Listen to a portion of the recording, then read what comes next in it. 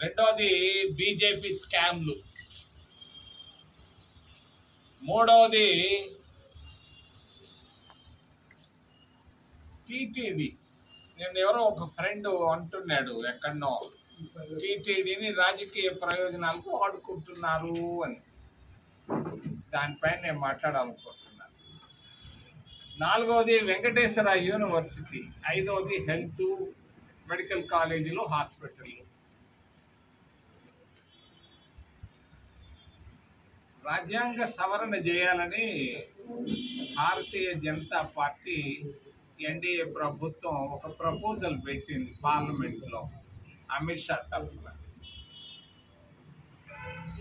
ఏం పెట్టారనంటే 30 రోజులు పైబడి జైల్లో ఉంటే వాడికి పూర్తిగా అన్నిటినీ కోల్పోతాడు అని పెట్టారు. దీన్ని నేను ఖండిస్తున్నా. నాకేం కేసులు లేవు, రావు కూడా. కానీ ఇది ప్రజల విశ్వాసాన్ని బట్టి ప్రజాప్రతినిధులు ఎన్నిక కావాలి, పైకి రావాలి. 30 days ఒక క్లాసు పెట్టి, ఇప్పుడు మిథున్ రెడ్డి ఉన్నాడు, మిథున్ రెడ్డి 30 రోజులు దాటాడు, ఏంది ఇంకా ఆయన పోకూడదా పార్లమెంట్కి, అసెంబ్లీకి? చెవిరెడ్డి ఉన్నాడు, 30 రోజులు దాటాడు, ఆయనకు పోకూడదా? రాజశేఖరుడు కొడుకున్నాడు, ఆయన పరిస్థితి ఏంటి? ఇది మంచిది కాదు. కాంగ్రెస్ పార్టీ ఆలోచనే మంచిది. దాంతో తొందరపడకూడదు. ప్రతిపక్షాలని నాశనం చేయాలన్న ఆలోచన ఏ అధికార పక్షానికి ఉండకూడదు. కానీ వాళ్ళు తొందరపడ్డారు. నిన్న బిల్లు కూడా పెట్టేశారు, ఇంట్రడ్యూస్ చేశారు. జాయింట్ పార్లమెంటరీ కమిటీకి పోయింది. దాన్ని బహుశా వాళ్ళు అప్రూవ్ కూడా చేసేస్తారు.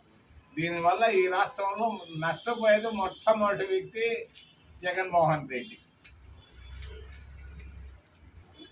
రెండవది,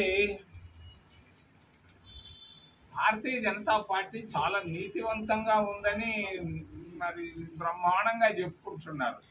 నేను 2 నెలల నుంచి అరుస్తా ఉన్నా, ప్రతి వీధిలో అరుస్తున్నా. ఈరోజు మేమంతా తిరుపతి పుణ్యక్షేత్రం నుంచి 2 అంశాలు వాళ్ళ గురించి, భారతీయ జనతా పార్టీ కరప్షన్ పైన మాట్లాడుతున్నా. వాళ్ళకి ఏదన్నా దమ్ము ధైర్యం ఉంటే నన్ను విమర్శించవచ్చు, రావచ్చు, మాట్లాడచ్చు. మొదటిది బ్యాంకుల్లో గత 11 సంవత్సరాల ఎన్డీఏ ప్రభుత్వంలో 14.5 లక్షల కోట్ల రుణమాఫీ జరిగింది. ఎవరిది రుణమాఫీ చేశారు? రైతులది కాదు, మహిళలది కాదు, పేదోళ్ళది కాదు, ఎవరిది కాదు. 100 కోట్లు పైబడి లోన్లు తీసుకున్నటువంటి వాళ్ళ ఎవరైతే ఎన్పిఏలు అయ్యారో వాళ్ళ రుణాల్ని మాఫీ చేశారు. ఎక్కువగా గుజరాత్లో నుంచి ఎక్కువ మంది రుణమాఫీ చేశారు. నేను అడుగుతున్నాను నిర్మలా సీతారామన్ నేరుగా, సూటిగా, ఏ రాష్ట్రంలో ఎంతమంది ఎన్పిఎల్ను మీరు రుణాలు మాఫీ చేశారు? గుజరాత్లో ఎంత, ఆంధ్రాలో ఎంత, తమిళనాడులో ఎంత, బీహార్లో ఎంత? మీరు ఏమి తీసుకొని వెనకాల, ఇప్పుడు ఎవడో ఒక నాయక్ అనేవాడు ఏసీబీ ఎంక్వైరీ జరుగుతుంటే పరిగెత్తింది మీడియా అంతా. మరి ఇక్కడ 14.5 లక్షల కోట్లలో 1,00,000 కోట్ల అవినీతి జరిగింది. 10% తీసుకున్నారు. ఎవరు తీసుకున్నారు? ఇది బయటపడాల్సిన అవసరం. ఇది మీడియా కాన్సన్ట్రేట్ చేయాల్సింది. ఎక్కడో మీడియా ఆకాశం చూస్తాం. రెండో స్కామ్ ఈ మధ్య తరచుగా మీరు వింటున్నారు, మీకు తెలియదు, మీ మేనేజర్లకు, మీ మీడియా హెడ్లకు కూడా తెలియదు. హెడ్లు లేనట్టున్నాయి. నేను విమర్శిస్తున్నా మీడియాని. రష్యా నుంచి చమురు దిగుమతి చేసుకుంటున్నారు చౌకగా. ఇరాన్ నుంచి వచ్చేటువంటి చమురు, రష్యా నుంచి వచ్చే చమురులో తేడాలు ఉన్నాయి. రష్యా వాళ్ళు సలీస్గా ఇస్తున్నారు మనకు మిలియన్ల లీటర్లు. మరి వాళ్ళు ఇచ్చేది 25 రూపాయలకు లీటర్ ఇస్తున్నారు డీజిల్. మనం ఇక్కడ తెచ్చుకుంటున్న క్రూడ్ ఆయిల్ని వాళ్ళు రష్యా వాళ్ళు చౌకగా ఇచ్చేటువంటి 25 రూపాయలు లీటర్కి ఇచ్చేటువంటి ఆ చమురుని మీరు ఎంతమంది కస్టమర్లకి ఇక్కడ ఇస్తున్నారు? పెట్రోల్ బంకుల్లో ఆడు చౌకగా ఇస్తున్నాడు. మరి ఇరాన్ నుంచి వచ్చిన దానికి 100 రూపాయలు పెట్టుకుంటున్నావు, రష్యా నుంచి వచ్చిన దానికి 100 రూపాయలు పెడుతున్నావు. మరి ఎందుకు ఇక్కడ ఇవ్వలేదు? ఎవరెవరికి రష్యా నుంచి వచ్చినటువంటి చమురు మీరు ఇస్తున్నారు? రష్యా నుంచి వచ్చినటువంటి చమురు ఎవరికి ఇస్తున్నారు? ఆ ప్రయోజనాన్ని ఎన్ని ప్రైవేట్ కంపెనీలకు ఇస్తున్నారు? ఎందుకు ఇస్తున్నారు? ఏ పద్ధతిలో ఇస్తున్నారు? ఇది స్కామ్. ఇది స్కామ్. దీని గురించి పట్టించుకోడు, అవసరం లేదు. అడేవాడు ట్రైబ్ ఒకడు ఆడాడో తిన్నాడంటే పరికిస్తున్నారు అందరూ, 100 మంది. రైటా, మీకు కావాల్సినంత తిండి ఉంది, పట్టుకోండి. ఇది 2 స్కామ్లు. భారతీయ జనతా పార్టీ వాళ్ళు జవాబు చెప్పవచ్చు, చెప్పకపోవచ్చు, నేను అడుగుతున్నాను. మూడవది తిరుమల తిరుపతి దేవస్థానం. ఆయన నిన్న ఎవరో ఒక ఫ్రెండ్ ఎక్కడి నుంచో మాట్లాడాడు. తిరుమల తిరుపతి దేవస్థానాన్ని రాజకీయ ప్రయోజనాలకు వాడుకోకూడదు అని చెప్పాడు ఒక ఫ్రెండ్ ఎక్కడో.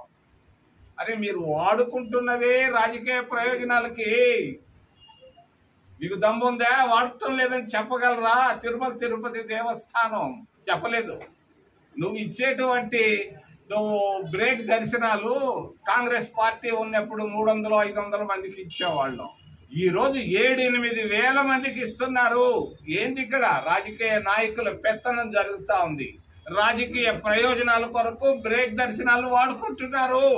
అనుమానం ఏముంది? అనుమానం ఉంటే రా, ఇవో రా, చెప్పు, మేము చేయటం లేదని. రాజకీయ ప్రయోజనాల కొరకు తిరుమల తిరుపతి దేవస్థానాన్ని టీడీపీ ప్రభుత్వం వాడుకుంటా ఉంది. లేదని ఎటు చెప్తావు? మీరు ఇచ్చే బ్రేక్ దర్శనాల లిస్టు నా దగ్గర తెలియదు అనుకుంటున్నారా? ఎన్ని వేల మందికి దినానికి ఇస్తున్నారు? ఎవరెవరి రాజకీయ సిఫార్సులతో చేస్తున్నారు? వేల మందికి ఇస్తున్నారు. ఇందులో ఏంటి రాజకీయ లేదా? రాజకీయం లేకుండా మీరు నిస్వార్థంగా భక్తులను వాళ్ళని చూసి ఇస్తున్నారా? టీటీడీ సరిగ్గా రాజకీయ ప్రయోజనాల కొరగా అసలు ఈ ఎగ్జిక్యూటివ్ ఆఫీసర్ ఆయన 50 సంవత్సరాల్లో చాలా మంది వచ్చారు అన్నారావు మొదలుకొని ఈ రోజు దాకా. ఆయన ఎట్టుంటాడో కూడా నాకు తెలియదు. నేను దాదాపు వాళ్ళ ఆఫీస్కి సంవత్సరంలో 20 సార్లు పోయా. ఒక్కరు కూడా ఉండటం లేదు పరిపాలనా భవనంలో. పరిపాలన జరగటం లేదు. వర్క్ ఫ్రమ్ హోమ్ అయిపోయింది. టీటీడీ కూడా కొత్త కాన్సెప్ట్ వచ్చింది, వర్క్ ఫ్రమ్ హోమ్. టీటీడీ పరిపాలన నేను చెప్తున్నాను రాజకీయ ప్రయోజనాల కొరకు వాడుకుంటున్నారు, అనుమానమే లేదు. నాలుగోది, నిన్న వెంకటేశ్వర యూనివర్సిటీకి వెళ్ళాను నేను. మీరందరూ వెళ్ళుంటే భలే బాగా సంతోషపడి ఉండేవాడు. మీరందరూ నాకు గుర్తు వచ్చారు దాదాపు 10 సార్లు. మీరు చేయాల్సిన పని నేను చేశాను. నిన్న ఎగ్జామినేషన్ సెంటర్కి వెళ్ళాను. తిరుమల తిరుపతి వెంకటేశ్వర యూనివర్సిటీ గురించి చాలా మందికి తెలియదు. అది ఒక గొప్ప గిఫ్ట్ మనకు. మరి జవహర్లాల్ నెహ్రూ ఇచ్చినటువంటి గిఫ్ట్.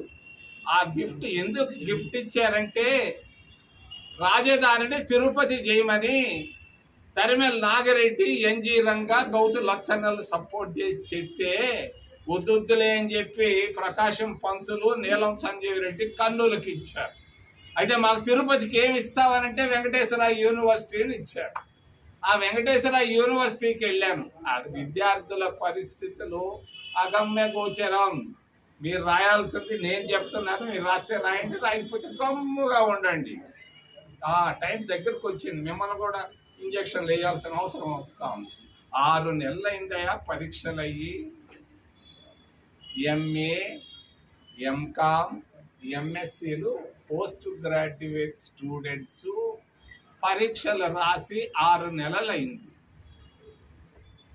ఫలితాలు ఈ రోజు దాకా లేవు. వాళ్ళు ఎక్కడ పోయి నెక్స్ట్ ఏం చేయాలి? వాళ్ళు బతుకులేది. ఎందుకు ఎగ్జామినేషన్ రిజల్ట్స్ 6 నెలలుగా ఆపెట్టారా ఓ వెంకటేశ్వర యూనివర్సిటీ? ఈ వెంకటేశ్వర యూనివర్సిటీలో గొప్పతనం ఒకటి ఉంది. ఈ వెంకటేశ్వర యూనివర్సిటీలో చదువుకున్నాడు. ఈరోజు ఢిల్లీలో నిర్మలా సీతారామన్ కలవని పోయినటువంటి చంద్రబాబు నాయుడు. అయ్యో నువ్వు ఏందో పెద్ద పెద్ద యూనివర్సిటీలు అమరావతికి తెస్తానంటావు, విట్టుకు తెస్తానంటావు, ఎస్ఆర్ఎం అని తెస్తావు. నీ సొంత యూనివర్సిటీలో వేల మంది బిడ్డలు ఎంఏ, ఎంకామ్, ఎంఎస్సీలు రాసి ఫలితాల కొరకు 6 నెలలుగా వెయిట్ చేస్తున్నారు తమ్ముళ్ళు. నేను పోయి అడిగాను కంట్రోలర్ ఆఫ్ ఎగ్జామినేషన్ ని, ఏం జవాబు అంటే జవాబే లేదు. ఏరా బాబు, 6 నెలలు ఎందుకురా నాయనా, 1 నెల చాలుదానంటే అయ్యా అయ్యా అయ్యా అంటున్నాడు. నేను వైస్ ఛాన్సలర్ పోయి కలిశాను. పాపం ఆయనకి తిరుపతిలో బండ్ల వీధి ఎక్కడుందో తెలియదు, సున్న వీధి ఎక్కడుందో తెలియదు, రూయ్ హాస్పిటల్ ఎక్కడుందో తెలియదు, శ్రీకాకుళం తెచ్చి ఆడ పెట్టేశారు. ఆయనకు అసలు ఏం చేస్తున్నాడో ఆయనకే తెలియదు. వెంకటేశ్వర యూనివర్సిటీలో పరిస్థితులు బాగా లేవు, విద్యా ప్రమాణాలు నిల్, చదువు చెప్పటం లేదు. ప్రొఫెసర్లు స్టూడెంట్లకు కూడా ప్రొఫెసర్లకి పెద్ద గ్యాప్ వచ్చింది. ఏందయ్యా, ఓ చంద్రబాబు నాయుడు నువ్వు ఆ వెంకటేశ్వర యూనివర్సిటీలో చదువుకొని ఈ దఫా తిరుపతికి వచ్చినప్పుడు ఆ యూనివర్సిటీలో గంట కూర్చొని సర్దుబాట్లు చేయవయా, తొందరగా 1 వారంలో వాళ్ళకి పరీక్షల రిజల్ట్స్ నీవయా. ఓ చంద్రబాబు నాయుడు, ఏంది నీ పరిపాలన? అస్తవ్యస్తంగా ఉంది నీ పరిపాలన. ఆ నుంచి నేను కలెక్టర్ ఆఫీసులో పోయాను. కలెక్టర్ ఆఫీసులో సోషల్ వెల్ఫేర్ డిపార్ట్మెంట్కి వెళితే ఆ డిపార్ట్మెంట్ ఏందా, కుక్కలు పడుకొని ఉన్నాయి అక్కడ. ఫోటోలు తేలేదు నేను, మీరు కూడా పోయి చూడండి. కుక్కలు పడుకొని ఉన్నాయి, ఆఫీసర్లు లేరు. ఇప్పుడు ఆయన మీటింగ్ పెట్టున్నాడు ఆయన. మరి ఆ పరిస్థితులు చాలా ఘోరంగా ఉన్నాయి. ఎస్సీల పరిస్థితులు, స్కాలర్షిప్లు ఇవ్వలేకపోతున్నారు.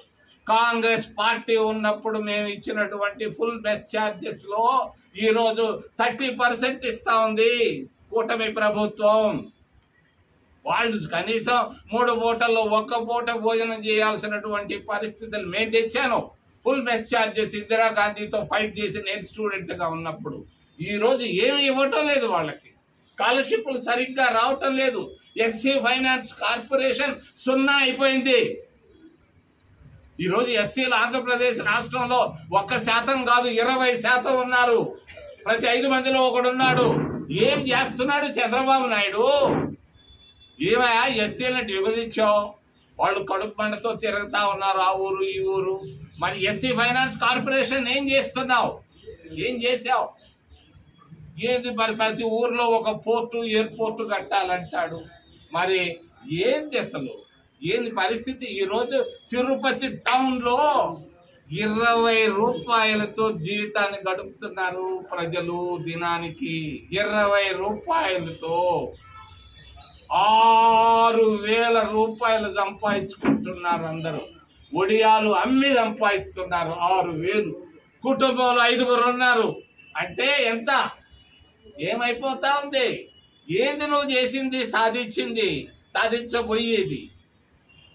ఎట్లా ఉన్నాయి అసలు పరిస్థితులు? అడ్మినిస్ట్రేషన్ కొలాప్స్ ఆంధ్రప్రదేశ్ రాష్ట్రంలో.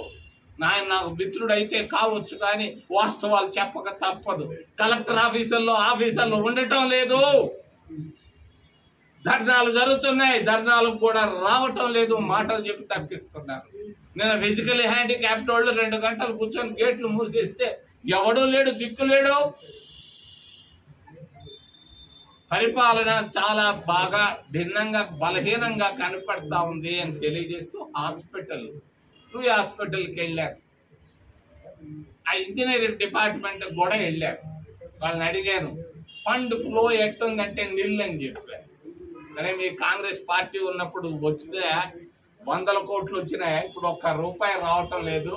మా జీతాలు కూడా ఎట్టొస్తున్నాయంటే ఆ మందులు అమ్మితే 7% వస్తుంది, ఆ 7%లో నుంచి మా జీతాలు తీసుకుంటున్నామని చెప్పారు. ఏమైందా? చంద్రబాబు నాయుడు గెలిచిన తర్వాత ఎలక్షన్లో 2024లో గెలిచినప్పుడు నేను అనుకున్నాను చంద్రబాబు నాయుడు హిమాలయ పర్వతాలంత ఎత్తుకు వెళతాడని అనుకున్నా. ఆంధ్రప్రదేశ్ని స్వర్ణాంధ్రప్రదేశ్ చేస్తాడనుకున్నా. ఈరోజు పరిస్థితి చాలా భయంకరంగా ఉంది. ఆంధ్రుల ఆత్మగౌరవం అని ఎన్టీ రామారావు అరుస్తుండేవాడు. ఆ రోజుల్లో గొప్ప నాయకుడు ఎన్టీఆర్. మరి ఆంధ్రుల ఆత్మగౌరవం నిర్మలా సీతారామన్ భవన్ లో చేరిపోయింది. ఎన్నిసార్లు పోతారయా? ఏందా మీరు సాధించింది, మీరు తెచ్చింది ఈ 1.5 సంవత్సరాల్లో? ఏం తెచ్చారు? ఫోన్ చేస్తే తేరా 1,00,000 కోట్లు అంటే తేవాల నీ శక్తి. అది ఏమి సాధించావు? నేను బాధపడుతున్నా. ఏమి సాధించలేకపోయినావు. ఎన్నిసార్లు పోయినావు? 16 సార్లు పోయినావు అని ఒక ఆయన చెప్తున్నాడు. 16 సార్లు 16 రూపాయలన్నది ఇచ్చావా? ఏంది ఈరోజు నీ పరిస్థితి? ఏంది స్టేట్ గవర్నమెంట్ లో పరిస్థితి? ఏంది? నువ్వు జీతాలు ఇవ్వగలుగుతున్నావా? వడ్డీ కట్టగలుగుతున్నావా? Welfare schemes తీసుకురాగలుగుతున్నావా? ఏమీ లేదు. ఒకటే చంద్రబాబు నాయుడు సాధించింది ఏంటంటే మీడియాను ఫుల్ కంట్రోల్లో పెట్టుకున్నాడు. మోడీను మరి ఈయన రిమోట్ కంట్రోల్లో పెట్టుకొని నడుపుకుంటూ పోతున్నారు. ఇంత పెద్ద అక్షరాల్లో తప్ప వాస్తవాలు గ్రౌండ్ లో సున్నా. నేను చెప్తున్నాను, మీరు తిరగటం లేదు గ్రౌండ్ లో. మీరు రౌండ్లు కూడా వేయటం లేదు, గ్రౌండ్కు పోవటం లేదు. నేను రౌండ్లు వేస్తున్నా, గ్రౌండ్లు తిరుగుతున్నా. రాబోయేది కాంగ్రెస్ ప్రభుత్వం, రాసి పెట్టుకోండి. కేంద్రంలోనూ రాష్ట్రంలోనూ ప్రజలు విసిగిపోయారు. 15 సంవత్సరాల్లో చంద్రబాబు నాయుడు ఆంధ్రప్రదేశ్ రాష్ట్రానికి, తిరుపతికి, కుప్పానికి చేసింది సున్నా. ఇప్పుడు అంటున్నాడు ఆయన, ప్రతి ఊర్లో ఎయిర్పోర్ట్ కడతాను, ప్రతి ఊర్లో పోర్టు తెచ్చుకోవచ్చు. ఏం చేసుకొని ఆ కూటికి లేక అల్లాడుతున్నారు. 20 రూపాయలతో జీవితాలు గడుపుతున్నారు. వడియాలు అమ్ముకొని తిరుపతి టౌన్లో. ఏముంది ఇక్కడ? మరి హెల్త్ కేరు పాపం జగన్, నేను ఆయన ముచ్చటి చెప్పక తప్పదు. మదనపల్లిలో ఒక మెడికల్ కాలేజ్ తెచ్చాడు, సంతోషం, హ్యాట్స్ ఆఫ్. పులివెందల్లో తెచ్చాడు, hats off. Right, government medical college, Tirupati medical. అది ఎందుకు ఆపేసావయ్యా? ఏ మదనపల్లి నీకు చేసిన పాపం ఏంటి చంద్రబాబు నాయుడు? మంచి ప్రదేశం కదా, బాగా అభివృద్ధికి వస్తుంది కదా. మెడికల్ కాలేజ్ పైన 90 కోట్లు నువ్వు ఖర్చు పెట్టి ప్రభుత్వం తరఫున ఎందుకు ఆపేశావు? జవాబు ఉందా నీ దగ్గర? కుప్పంలో 400 కోట్లు ఖర్చు పెట్టావు. కుప్పం కాదు అది, పులివెందల్లో. ఎందుకు ఆపేశావు మెడికల్ కాలేజీ? ఎవరికి అమ్మాలనుకుంటున్నావు? ఏం తీసుకోవాలనుకుంటున్నావు? ప్రతిపక్షమే లేదు ఆంధ్రప్రదేశ్లో. అందరూ జైళ్ళలో పోయి కూర్చొని ఉన్నారు, జైళ్ళు పోయేదాన్ని రెడీగా ఉన్నారు. తప్పదు మాకు, ఇంకా మేమే ప్రతిపక్షంగా తీసుకోవాల్సి వస్తుందని తెలియజేస్తూ ఏదైనా ప్రశ్నలు ఉంటే అడగమని మిమ్మల్ని చేతులెత్తి ప్రార్థిస్తున్నా.